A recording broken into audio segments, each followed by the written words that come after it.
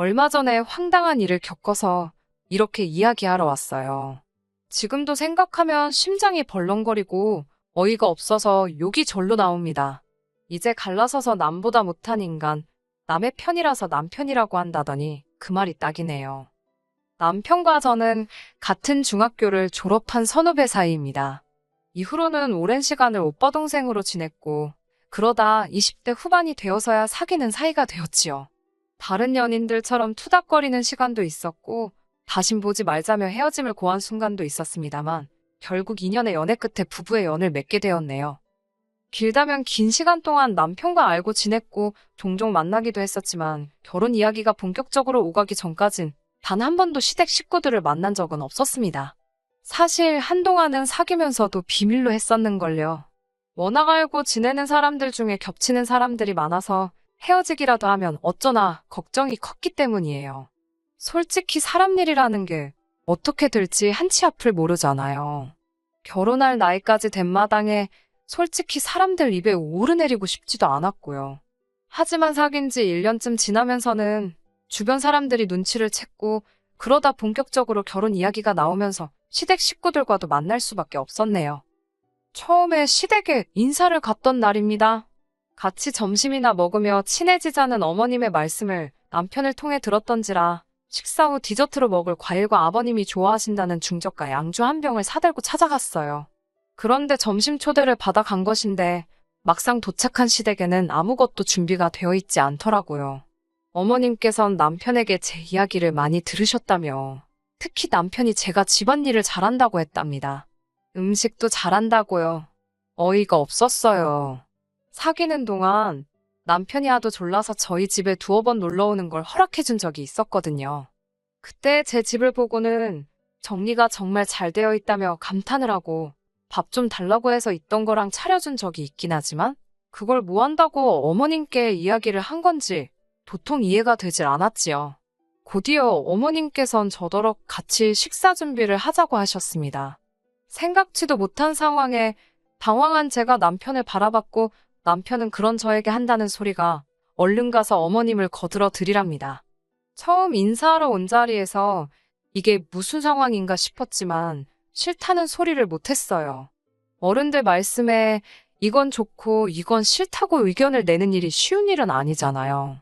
심호흡 한번 하고 부엌에 가니 어머님께선 기다렸다는 듯이 이것저것 잔심부름을 시키셨습니다. 시쳇말로 까라면 까야지 제가 뭘 어쩌겠어요. 기왕 하는 거 좋은 마음으로 하자고 스스로를 달래며 어머님을 도와 점심상을 차렸습니다. 식사를 하며 이런저런 대화를 나누다 신우 이야기가 나왔습니다. 그렇지 않아도 신우는 어디 갔나 궁금하던 차였는데 어머님 말씀이 오늘 원래 오려고 했는데 아침에 갑자기 컨디션이 안 좋다며 못 온다고 했다대요. 신우는 서울에서 차로 4시간이 넘는 지방에서 살고 있어서 시댁엔 자주 오지 않아요. 운전면허가 있긴 하지만 20살이 넘자마자 땄고 이후로 한 번도 도로주행을 해본 적이 없다고 그러더라고요. 그래서 어쩌다 시댁에 오게 되더라도 신우 남편에게 부탁하거나 고속버스를 타고 온다고 들었습니다. 신우의 사정을 충분히 이해했기에 신우가 안 왔다고 해서 서운한 건 전혀 없었네요. 아무튼 식사를 마치고 거실에 모두 모여 앉으니 어머님께서 제가 사온 과일을 꺼내오셨습니다. 그리고는 당연하다는 듯 저에게 칼과 과일을 쥐어주셨는데 전 과일을 잘 못 갖거든요. 과일을 엄청 좋아하는 편도 아니고 보통 껍질째 먹을 수 있는 과일은 껍질째 먹어요. 쑥스러운 이야기지만 키위 같은 경우에도 저는 껍질을 까는 게 아니라 반딱 잘라서 수저로 퍼먹는 식이라 잠깐의 고민 끝에 못하는 건 못한다고 하는 편이 좋겠다 싶어서 솔직히 말했어요. 그러자 남편이 그럼 어머님이 깎은 과일을 며느리가 집어 먹기만 할 거냐며 그건 좀 아니지 않냐고 고개를 갸웃거리더군요. 이때는 좀 어이가 없어서 오빠도 어머님이 깎아주신 거 먹지 않냐고 웃으며 받아쳤습니다. 그러자 순간 남편이 멈칫했고 뭐라고 표현하면 좋을지 순식간에 분위기가 얼어붙었다고 표현하면 적절할까요? 거실이 어색한 공기로 차오르는 순간 아버님께선 저더러 할 말은 꼭 하는 편이냐 물으시더니 가끔은 참는 것도 중요하다고 하시대요. 한마디로 입 다물고 하라면 하면 된다. 그 소리를 하고 싶으셨던 거겠지요? 저는 해야 할 말은 꼭 하는 편이라고 어쩔 수 없이 한 번 더 대답을 했고, 결국 분위기가 너무 가라앉아서 생각보다 일찍 시댁에서 나오게 되었습니다.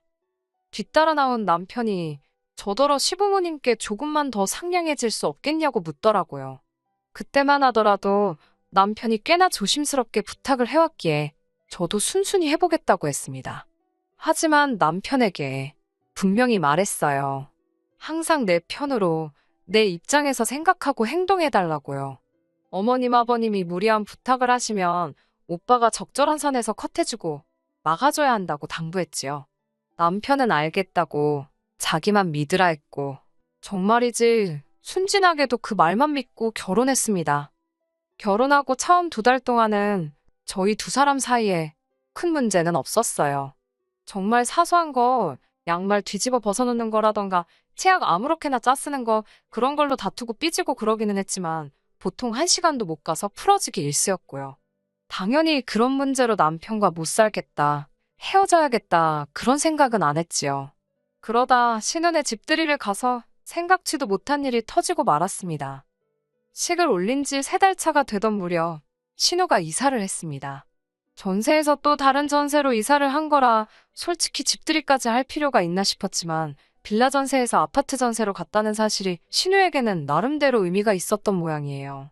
신우는 저희 부부와 시부모님을 초대했습니다. 왕복 8시간이 넘는 여정이었는데 시부모님이 드라이브한다 생각하고 제 차를 가지고 가자고 하시더군요. 문제는 제 남편이 운전을 못합니다. 한다는 소리가 평생 서울에서 나고 자랐고 자기는 계속 서울에서 살 생각이라 굳이 면허 딸 생각을 못했다고요. 필요성을 못 느꼈다나요? 상황이 그렇다 보니 운전을 할 수 있는 사람은 저와 아버님 뿐이었는데, 솔직히 이른을 바라보시는 아버님께 그 먼 장거리 운전을 부탁드릴 순 없었지요. 말이 나와서 말이지만 어머님이 참 야속하대요. 하지만 제 속을 아는지 모르는지 남편은 휴게소도 있으니 쉬엄쉬엄 가면 되지 않겠냐고, 시부모님 연세도 있으신데 편하게 모시고 가zap니다. 말이나 못하면 밉지나 않지라는 생각이 절로 들대요. 결국 어쩔 도리 없이 시부모님 모시고 신혼회로 향했습니다. 오전에 어머님께서 볼 일이 있으시다 해서 11시가 좀 넘어서야 출발할 수 있었습니다. 차는 막히지 않았지만 어머님과 아버님이 번갈아 화장실을 찾으셔서 휴게소란 휴게소는 다 들린 것 같아요. 덕분에 신혼에 도착하니 오후 5시가 다 되었더라고요. 좀 쉬다 저녁 먹으면 되겠다 생각했는데 어이없는 상황을 목격했습니다. 상만 세팅이 되어 있고 음식이 하나도 없더라고요. 순간 상견례 때 기억이 떠올랐고 바로 짜증부터 올라오대요.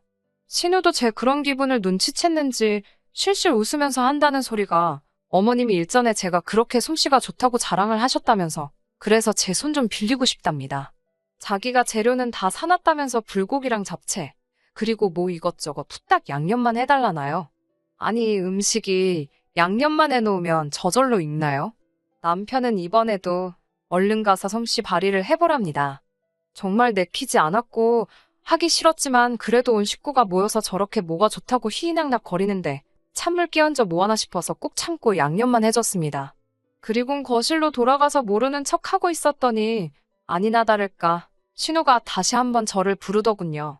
같이 얼른 마무리해서 빨리 식사하자고, 아버님 배고프실 것 같다고요. 저도 배가 많이 고팠기에 나오는 욕을 참아가며 도와줬네요. 그렇게 식사를 마치고 어머님 아버님은 피곤하다며 방으로 들어가셨습니다. 거리가 멀어서 신혼에서 자고 가기로 한 상황이었거든요.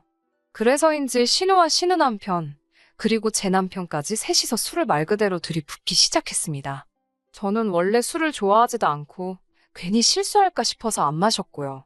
셋 다 슬슬 취하기 시작해서 별 쓸데없는 이야기나 해대길래 전 먼저 자려고 방에 들어왔지요. 하지만 자는 환경도 달라졌지.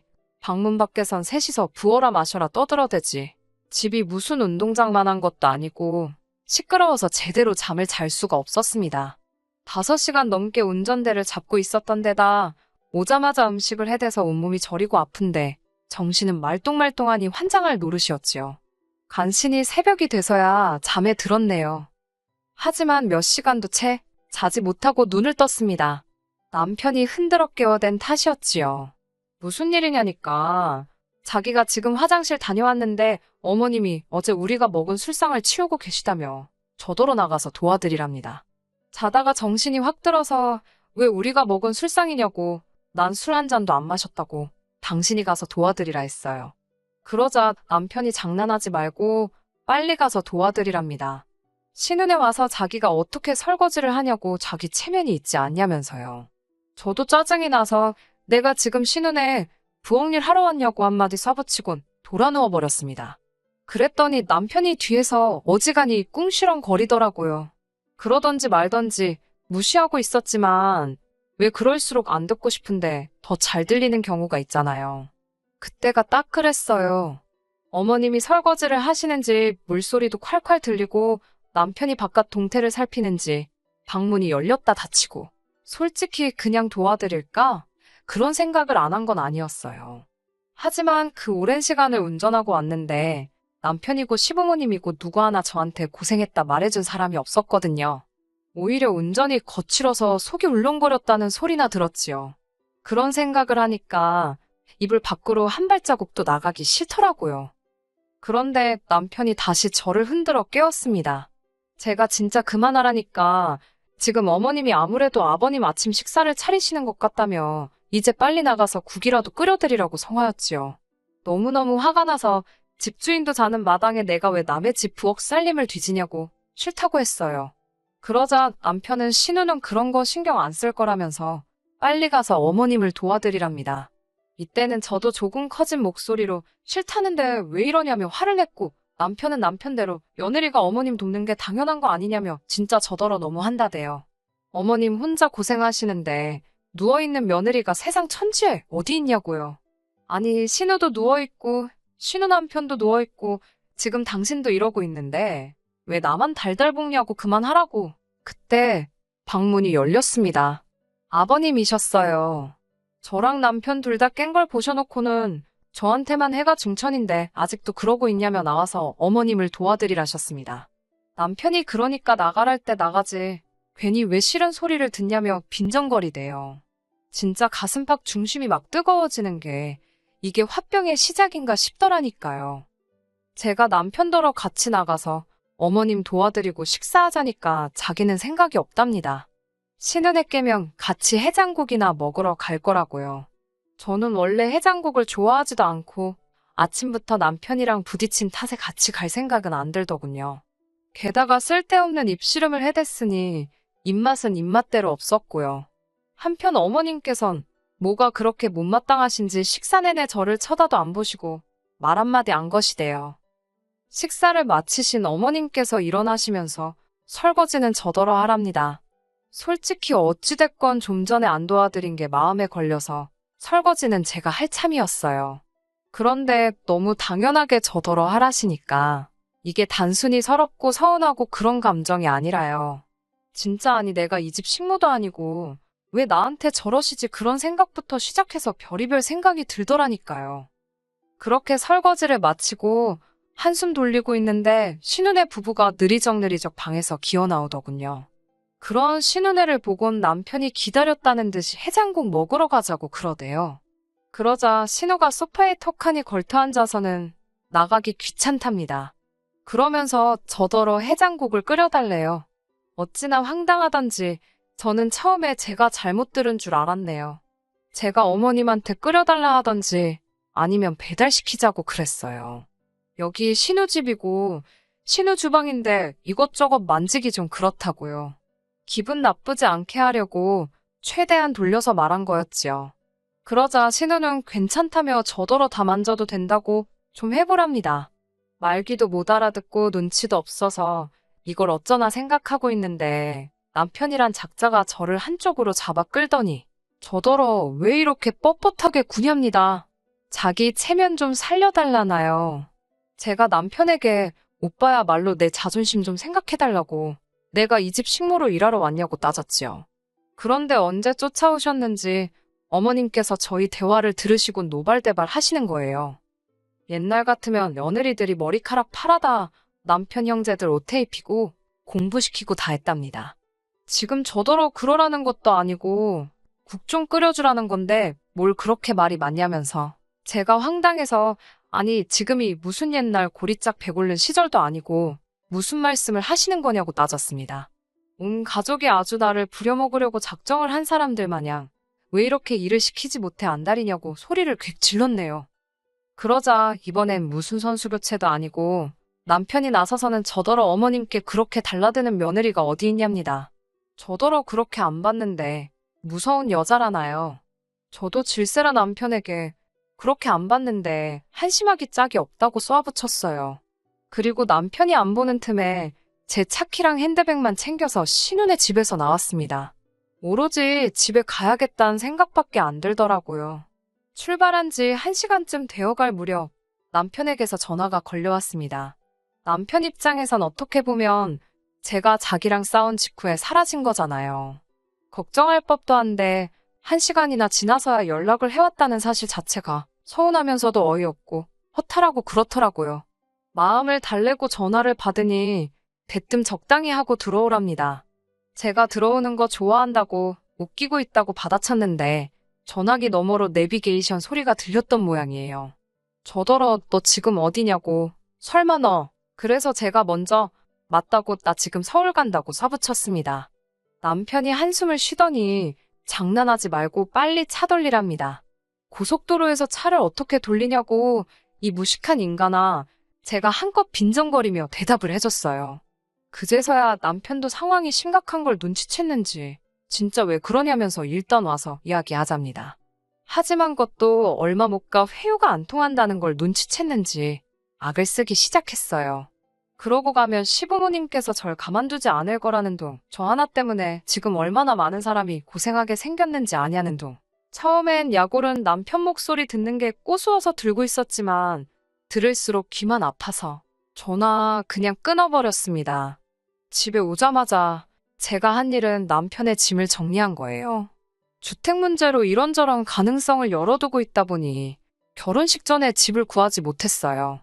하지만 결혼식 하라고 받아놓은 날짜가 있었으니 일단 식부터 올리고 급한 대로 제가 살던 오피스텔에 신혼살림을 차린 상황이었지요.